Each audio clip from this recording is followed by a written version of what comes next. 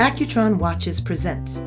From New York City, this is the Accutron Show, a time travel through American culture with your hosts, Bill McCuddy, Scott Alexander, and David Graver. Visit AccutronWatch.com and discover the brand that has made American history with an all-new proprietary next-generation electrostatic energy movement. Accutron. It's not a timepiece, it's a conversation piece. The problem with it has been that the director has become a kind of unimportant figure who's brought in and had his ass kicked by a bunch of actors who've been on this thing for years or whatever, and the writers who control the set. And so the language becomes the most important part of the storytelling as opposed to the image.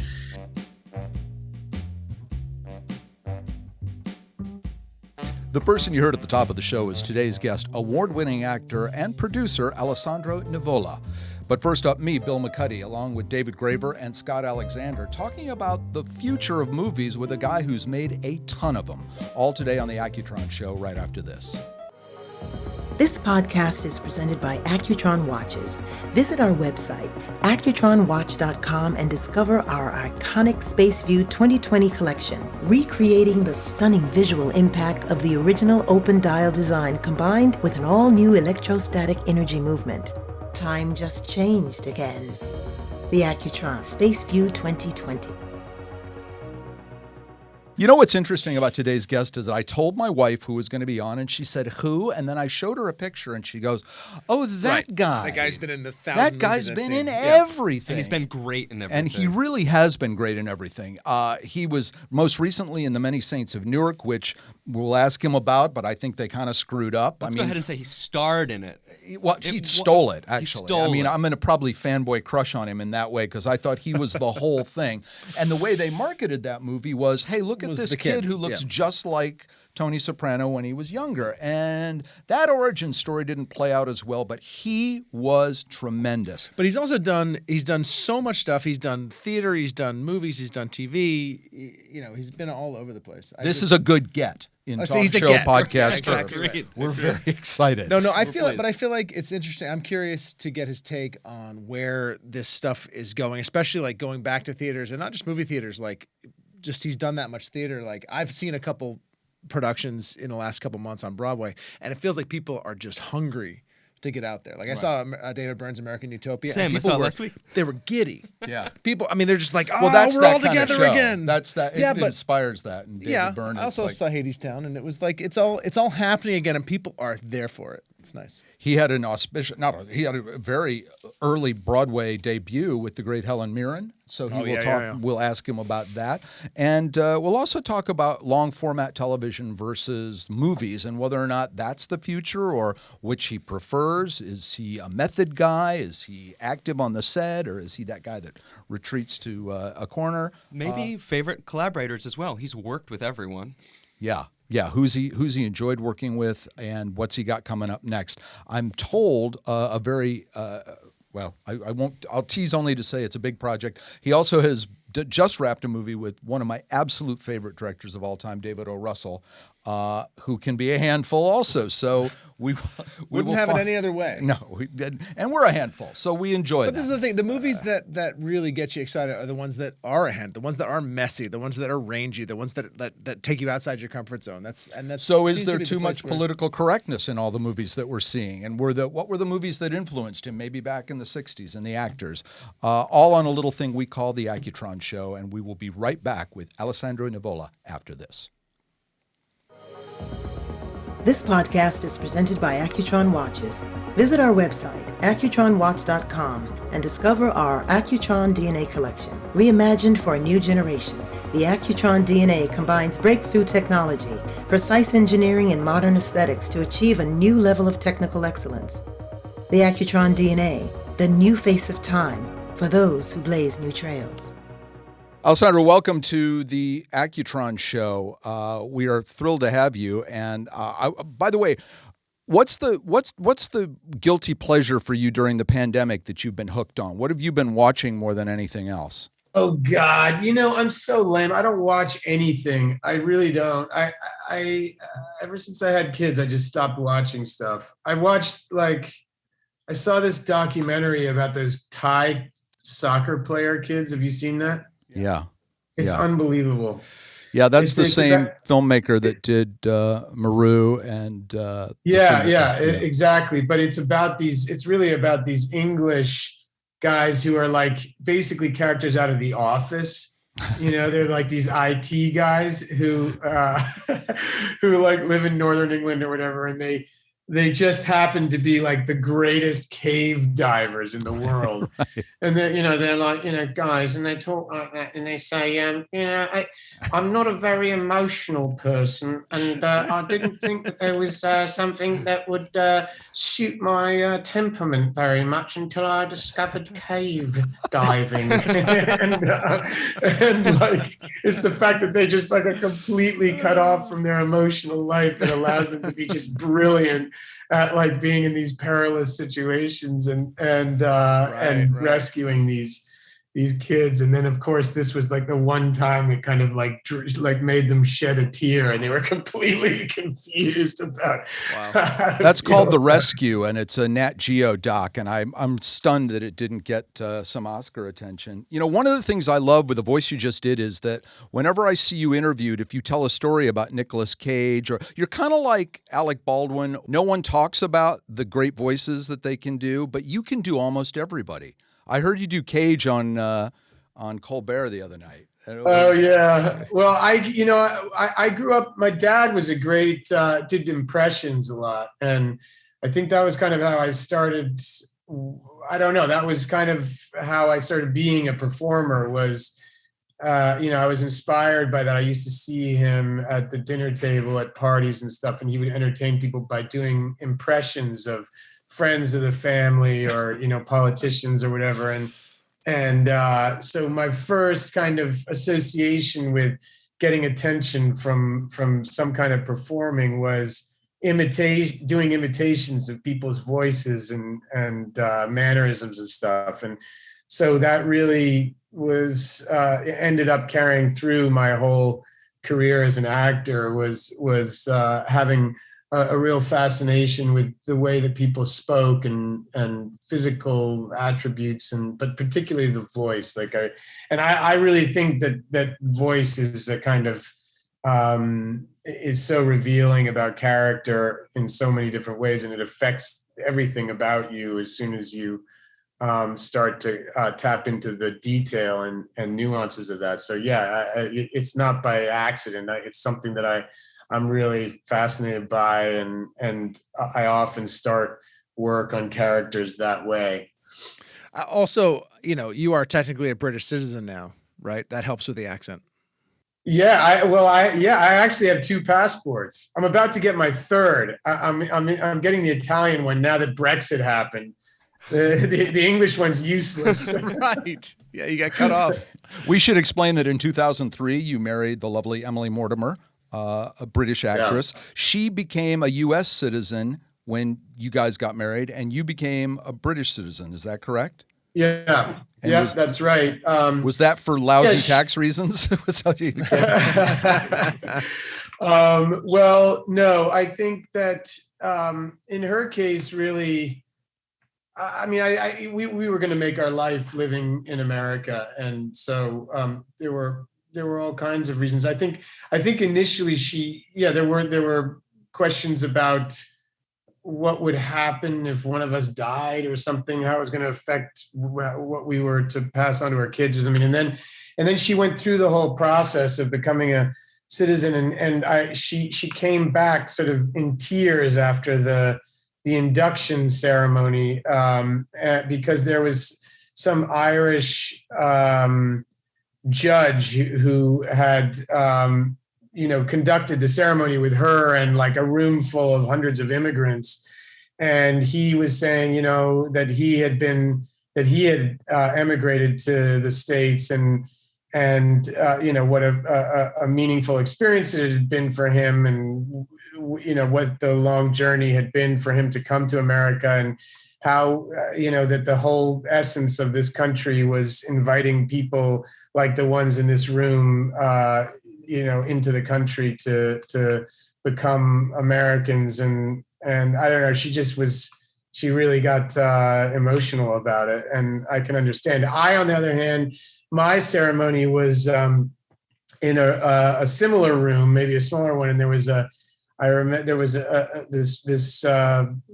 person who presided over it there was this woman with little white gloves, and I remember her saying, "Crumpets. You've all come a very long way," and I assumed she meant to civilization. But I'm very proud of that as well. England has just been a huge part of my life, and it wasn't something that I had planned, but early on in my career, Michael Winterbottom, who's an English director, had me come over and play a fisherman from Hastings who'd been in prison for 8 years in Brixton Prison in London. And it was this movie that I played opposite Rachel Weisz, and I had never really been to England much before. And suddenly there I was, and I started getting offered all this work over there, and it's ended up becoming kind of half my career has been spent there, and I've become kind of bilingual as a Brit. But that Rachel Weisz film was one of the 12 in your sort of IMDb profile that never got released. Is that right? Oh yeah, that on the Colbert Show, he was asking me about that. Yeah. He was saying, like, what's going on here? Half your movies don't come out. And that was different. That was one of them. But it was a catalyst for a lot of other great things that happened in that country for me. Well, if it makes you more comfortable, we're pretty sure this podcast is going to get broadcast. Yeah, don't speak too soon. You shouldn't have had me on here. You don't know what you're dealing with.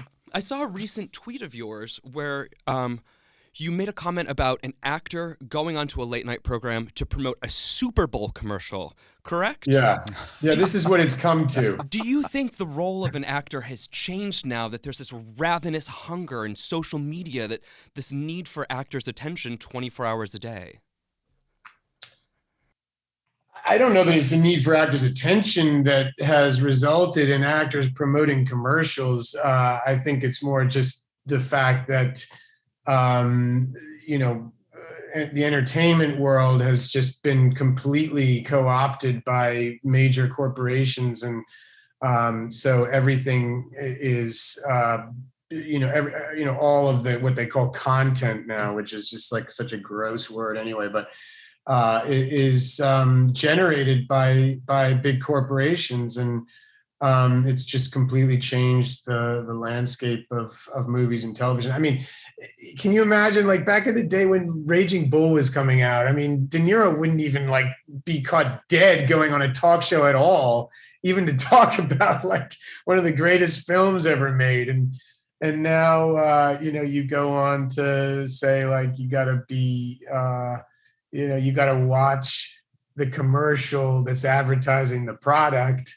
And it's weird. Agreed, totally. It's depressing. It's strange to have the content portion be pointing that directly towards the ads. It's like it's supposed to be the other way around. But I mean, I understand. Look, the reality of it is, like, these commercials are now, they're very artfully made. They're often made by like auteur directors, and for some of these actors being in them is a kind of stamp of approval or whatever, and the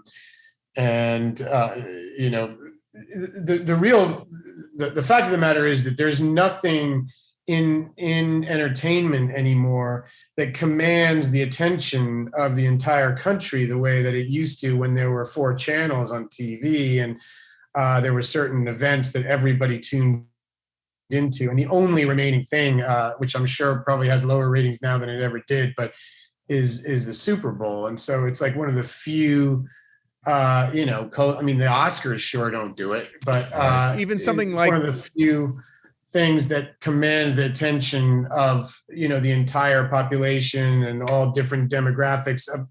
Everything else now in the streaming world and in TV is tailored toward a very narrow niche demographic, because there's nothing that that can command those kinds of audiences anymore. So they try to kind of diversify their portfolios of entertainment content to focus on specific groups of people. Yeah. I mean, even something like a space launch, this is the Accutron Show. We have an association with the space program and NASA and all these things. And you think about the moon landing and being this moment where the entire country is unified in this. Everyone watched that who was around at that time. And I don't, even now we go into space and people are like, yeah, I went to space. Well, that's because Richard Branson. Are they tweeting every week or whatever? Again, you're right. Commerce invades that too. Anymore. Right. Yeah. Yeah, we've talked about that Billionaires Boys Club. Back to the content question, 115 million people watched the last MASH episode, and I think maybe 2 million people were watching Colbert on any given night the other night. I mean, the narrowcasting that used to be broadcasting is remarkable, and one of the things we wanted to talk to you about is pivoting from acting to producing. What do you think the future is for streaming versus going into actually seeing something in a movie theater? Well, it's really hard to know. I mean, obviously, some people think that the pandemic hastened the move away from a communal experience, watching movies and everything, and into everybody just watching stuff in their living rooms. I mean, I don't think necessarily that that's true. I think it was a little bit of I mean, obviously people weren't going to go to the movie theater when you thought you could get sick and die. So, it's a good movie. I don't know if it's worth the. That's why the Bond film was called No Time to Die.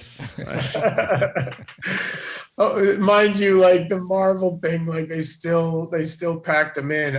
But that's, I think, because the people who go to see those movies are younger and not they weren't afraid of the virus, and any movies that were designed to at least invite an older audience as well really didn't stand a chance. I think that it'll come back. I do think that it's undeniable that the fact of people watching content in their own homes is just becoming the new normal, and there's no way around that. There are upsides and downsides to it, like everything. There are, indie movies, art house films, and things that wouldn't normally get much of an audience in a cinema that can reach more people because of being in that format. I'm not. Of course, I think that there's something wonderful and magical about watching a movie in a movie theater, especially if it's one that has a big screen. I mean, when some of these theaters are so tiny that there's no difference between watching it on your television and watching it in the cinema. But to me, the bigger question is not so much the format that you're watching, where you're watching it, but what how these things are made. And the big difference to me between television and movies is that movies have traditionally been had the focus be on visual storytelling, and the best movies were always movies that had a great director, and the director was the person that was telling the story and enlisting the help of all these other creative people in order to do that. Whereas television is a medium that's really controlled by writers. And the problem with it has been that the director has become a kind of unimportant figure who's brought in and had his ass kicked by a bunch of actors who've been on this thing for years or whatever, and the writers who control the set. And so the language becomes the most important part of the storytelling as opposed to the image. And I personally, obviously, there's a million ways to make a movie and tell a story, and there are some great movies that are very talky. And the hope is that as streaming and television evolve, that the format becomes that it becomes possible for directors to work in that medium in a way where they are once again the primary focus of the set. I've always wanted to direct. I'm going to yell cut at this moment because we're going to take a break. When we come back, the portfolio of this guy is so incredible, and I want to ask him about some of the films, some of the people he's worked with, as we all do, and we're going to have a deeper dive into what the future of entertainment looks like. Are we all going to have our own movie, just like we've had our own talk show or podcast in this generation? We will find out with our guest after this on the Accutron Show. Don't go away. This podcast is presented by Accutron Watches. Visit our website, accutronwatch.com, and discover our legacy collection, reviving some of the most memorable Accutron watches from the 60s and 70s. The Legacy Collection combines timeless design with the technical excellence of Swiss watchmaking, each limited to 600 individually numbered pieces. The Accutron Legacy Collection, inspired by the past, built for the future. We're back with Alessandro Nivola. We're talking about everything entertainment because he's been in everything. He's been in, he's acted with some of the greatest names and has a couple of projects coming out that we'll get to. One of which is with David O. Russell, who I love. That's in the can. Yeah. Was that shot at all during the pandemic? Yeah, that was I've made about 5 movies during the pandemic, and that was the one that was at the most kind of like risky moment. It was in January and February of 2021 when like there was that second huge spike. Nobody had been vaccinated yet. And Los Angeles was like a ghost town. And of all the movies I've been on, it was the most intensely monitored in terms of all the like safety protocols and stuff. And so we really like had masks on until the last second before the camera was rolling, and then we whipped them off and shove them in our pockets and get on with the scenes. But but it didn't. The funny thing about the filming in COVID is that I have always been on movie sets. I haven't really liked to sit around and chit chat that much. It really saps my energy and concentration. And so I tend to kind of either go off on my own in some corner of the set or back to my trailer the second that they call cut. And I've always felt like it was people felt like it was antisocial and that I was sort of, not that I don't know, that I wasn't a very nice guy or whatever. And when this stuff all came along, it just completely disguised the fact that I was always running away from those encounters. Finally, you're normal. Yeah.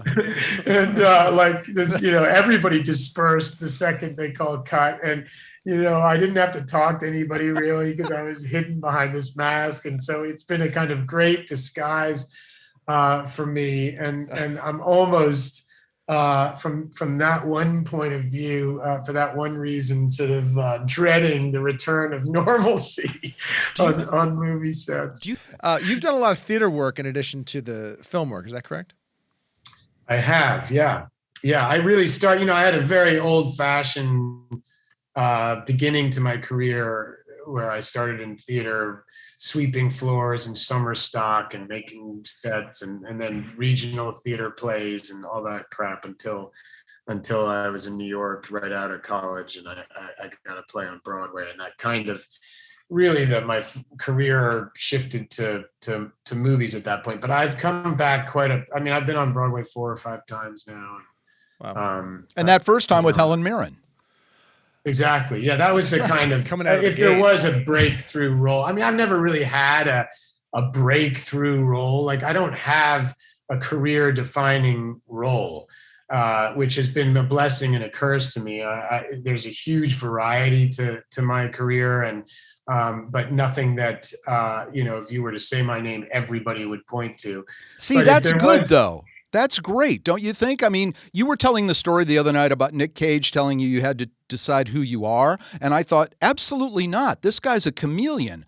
If I read people the list of movies you're in, and I think you would be complimented by this, they would say, he is? He was? Wait, was he that guy or this guy? And that, to me, seems like the greatest thing you can say. I remember Morgan Freeman telling me one time, and then I'll shut up with all these name-dropping questions. Well, I'll pick that up for you, Bill. Is that he hated when someone said, I wrote this with you in mind, because it meant they didn't think he could act like anything else. Couldn't, right. What would you consider your biggest stretch as a role? I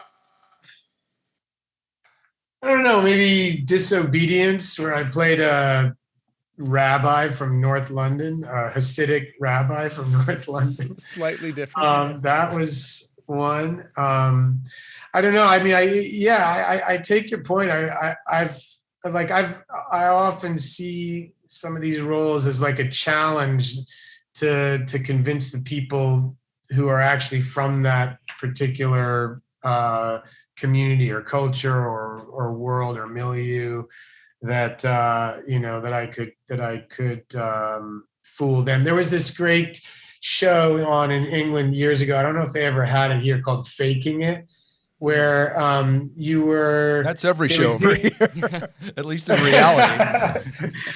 Well, they'd take like let's say a classical violinist or something, and say like, okay, you have 2 weeks to become a club DJ. And you're going to train with like a bunch of real DJs, and you're going to learn the whole thing. And then you're going to go in and do it in this club setting or whatever. And real people are going to, other DJs or whatever and they're going to be 3 people. One of them's you, and 2 of them are the real thing. And they're going to determine whether they could identify if it was you, if you're the faker or not. And it was an amazing show. It was just like what it's like being an actor, and that you have this sort of finite period of time to just try and convince everybody else, but also yourself, that you are who you. That's exactly how the 3 of us got this podcast. So just coincidentally, and we're still here, thank God. I mentioned earlier Laurel Canyon, which tell people who's in that, because it's just amazing to me, and remind me Laurel who directed Canyon, it. Yeah, it was directed by Lisa Cholodenko, who did The Kids Are All Right, and I think she do like Mildred Pierce, and anyway, great director. Frances McDormand. It was about Frances McDormand, who was a record producer, and she was having an affair with this English rock musician who I was playing with, and her son was Christian Bale, who was like a sort of uptight, Harvard student or something, who comes back to his mother's like crazy bohemian life, and she's there like, with this like British rocker like living in their house. And they all move in together, and his girlfriend, it was Kate Beckinsale, and Natasha McElhone was the it's a crazy great. And you sing in that a little too, don't you? Yeah. I was, they paired me up with this great record producer who had produced a lot of the No Doubt songs, like some of those big No Doubt hits, and he and there was this band Sparkle Horse that was sadly Mark Linkous, who was the frontman of that band, committed suicide shortly after we filmed that movie. And I mean, you got to dip into the life of a mobster just recently. Was that a similar thrill, or was that maybe a little upsetting? I don't know. Oh no! I mean, it was incredible. That was to date like my biggest role, really, I guess. I mean, we're talking about the Many Saints of Newark for the Sopranos prequel, the Many Saints of Newark. Incredible build up to that thing, and what was that like? Because all we were seeing was young Gandolfini in the trailer, and this is not a fanboy suck up comment to you. You come and blow that thing away. I mean, that's your movie, amazing. and well, I thank you.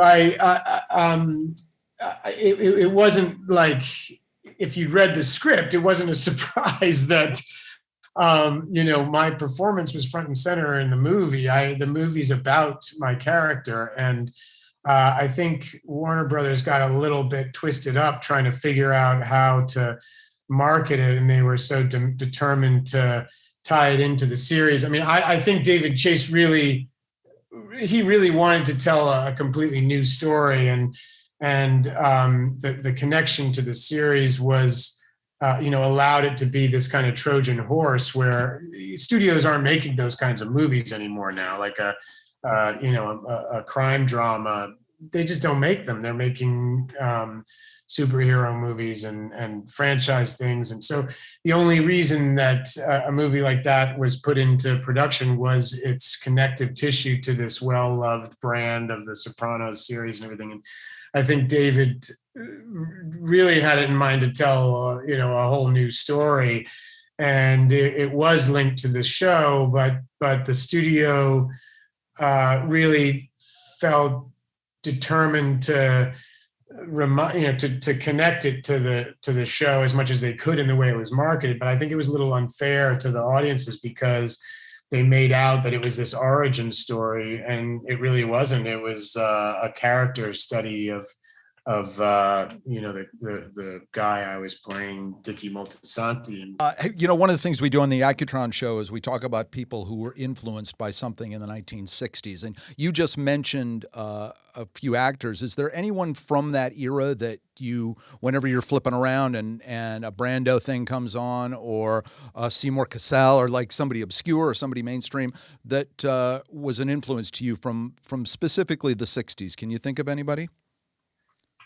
From the 60s, someone working at the height of that time, let's say Paul Newman, or it could be somebody, incredibly famous, or it could be... I mean, again, like, it was sort of the end of that era. I mean, look, obviously everybody acknowledges that Brando kind of changed the way that changed performance, and it became something so much more naturalistic and real from that point on. And even, I mean, I've had long conversations with De Niro about this, where he's the first person to say, like, look, Brando changed the game.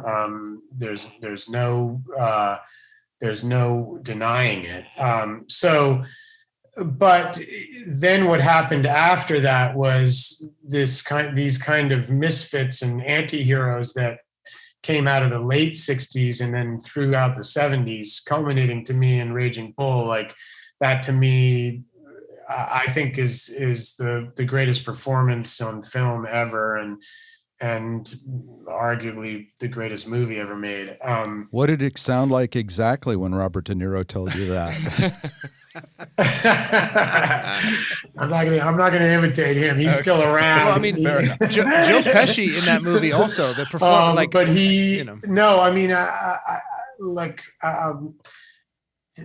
his generation. There was something about the aesthetic of that period too, where it was a very messy aesthetic. The way that people looked and behaved, and the way that art was, it was all like very rough around the edges. You just had a feeling like people didn't have every hair in place, and they maybe hadn't like taken a shower that morning or whatever. And there was a feeling about the way that movies were made and the way that stories were told and the way that performance was, that had the kind of spontaneity of real life, and hadn't been kind of perfected. Or, I mean, like, now you've literally got like people working with computers to fix blemishes on actors' faces, and it's depressing. Like, and the same goes for the types of protagonists in stories at that time. I mean, like, the other kind of, I guess, role that I would say was the biggest inspiration to me was Jack Nicholson in Cuckoo's Nest. And I mean, this was just, the guy was like balding and his hair's all over the place, and he's playing a sort of guy who'd was put away because he like obviously had sex with some underage person. And I mean, it was like, the same thing happened to LaMotta in Raging Bull. I mean, these are very problematic people, and the stories don't insist that you judge these characters either as heroes or villains. And just the look of the film stock and the way that they're lit, it just all feels like full of the mess of life. And I'm not alone in thinking that that was the sort of golden age. But do you feel like a moralism has crept into sort of the writing and the directing of these things, that these characters, we're not allowed to kind of have ambiguous characters with problematic traits? There's definitely, because of the political landscape now, everything is politicized. And so, to me, that's the death of art. Like to have everything seen through that lens one way or another is just so depressing. I hope that kind of somehow, like that era comes to an end soon. Obviously it's tied into the polarization in the politics of this moment in this country, but all over the world. But I just think, like, for every story to have to be making a statement about something that is, happening in current events, or, whether or not it's set in the current moment or not, is just awful. Or to not have to not be allowed to root for a character who, may have some problematic things in his past, but is doing something good now. Well, okay. So, rooting for a character or not is a whole different question. And like how you can render an anti-hero in a way that allows them to do terrible things or to make mistakes, but still have a connection to an audience is a fine art in and of itself. And that is something totally different than the question of a political statement. I mean, that's to do with, the skill of the storyteller. And Bob shared stage and screen and set with so many icons. Who remains as a dream collaborator? Well, I don't mean to keep coming back to De Niro. It's like, any actor could say the same thing, but I've worked with him 3 times now, and he's had such a direct influence on me, like just in terms of just my, just imitating things that he does, not behaviorally, but just in terms of his preparation. I think the biggest impact he had on me was how well he learns his lines. And I'd grown up kind of being afraid of spending too much time with the script in that way and learning my lines too well, because I worried that I was going to fall into some rote way of saying things.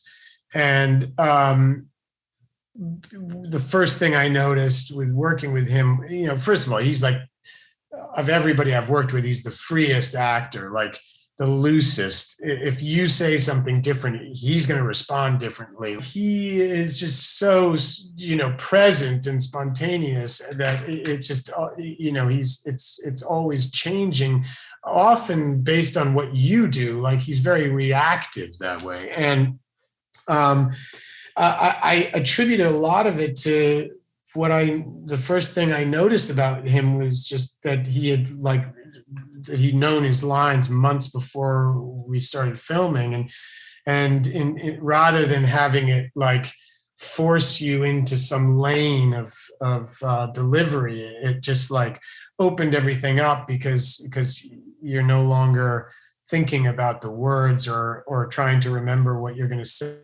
away all of that kind of tension, and you just trust that it's there, and then you can be complete. You can let that sort of intellectual side of it go and just be there, present and emotionally alive. And so that was a big thing. And ever since then, I've just like obsessed over learning my lines.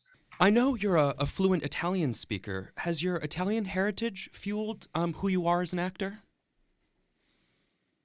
Well, I mean, I hadn't ever really imagined that it did up until recently, because I've never really been cast that way, and I have such a kind of weird mix of background, because on my mother's side, like her last name's Davis, Virginia Jane Davis. And and my dad's Pietro Salvatore Nivola. So it's a real, I'm a mutt that way. And it was really over in the time that I was preparing for the Many Saints of Newark that I started kind of just going back over my personal history that way, and remembering and understanding more about what my dad's experience as the child of an immigrant had been, and realizing that there was so much about his experience and even down to like physical things and mannerisms and just the way he looked at the world that were influenced by that fact. And then, and then even beyond that, his mother was a German Jew who had grown up in Milan as a teenager, but she was essentially a Holocaust survivor. And there's all these. It's a fascinating story on his side of the family, what they came from, and I've really in recent years spent a lot more time kind of considering all that stuff, and I do feel like it's had a big impact on me. And as I said, I'm about to get my third passport. Right. Well, congratulations on that. Alessandro Nivola, thank you so much for joining us today on the Accutron Show. We will look for your David O. Russell project. Does that have a title? The last I heard, it was the Untitled David O. Russell Project. I don't imagine that's going to be on the poster, but Alessandro Nivola, thank you for joining us on the Accutron Show, where we have not just talked about a timepiece, we've had a conversation. Thanks so much, you guys. Really good to talk to you. Thank you. Thank you. Thank you for listening to the Accutron Show. To listen to all of our shows, visit accutronwatch.com. To learn more about the world of Accutron, follow us on Instagram at AccutronWatch and subscribe to our podcast. From New York City, until next time, Accutron time.